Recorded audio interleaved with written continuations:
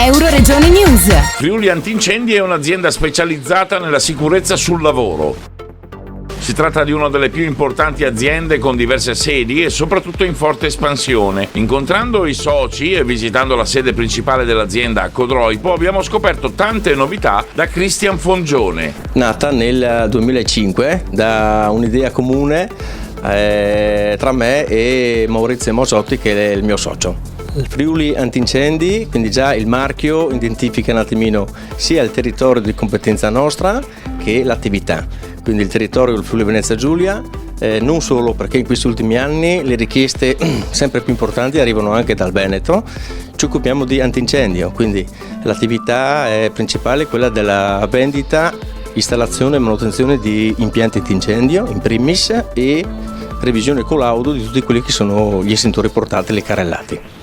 L'etica è nel stare vicino al cliente finale, è quello di servire sia il piccolo artigiano, il piccolo commerciante, ma anche la grande industria.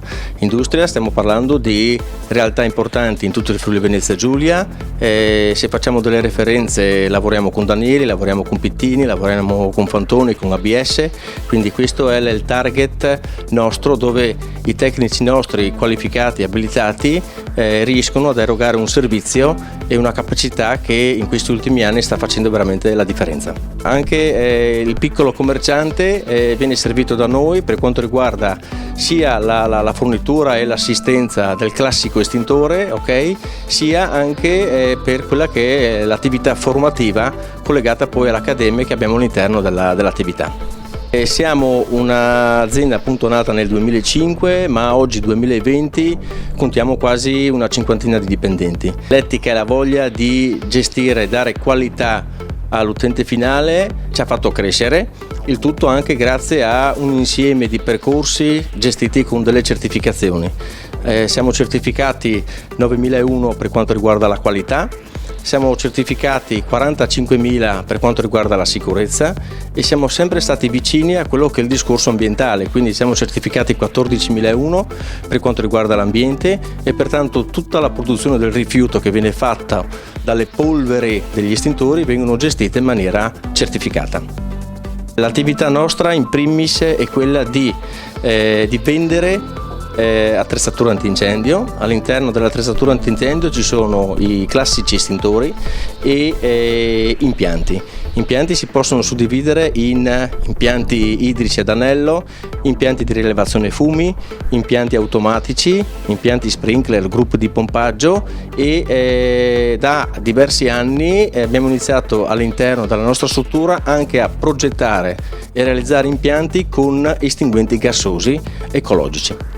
Obiettivi futuri è quelli di lottare per restare comunque un'azienda di fiducia sul mercato, continuare naturalmente a investire, trasmettere quella che è la passione che noi abbiamo per questa attività, riuscire un attimino sempre più a convincere i nostri clienti su quella che è l'etica della sicurezza e della manutenzione in primis dei presidi antincendio, perché nel momento purtroppo più brutto devono comunque funzionare. Ci stiamo ampliando con una nuova struttura, che è un'officina nuova per le linee di ricarica degli estintori, perché i numeri stanno aumentando, con delle filiali.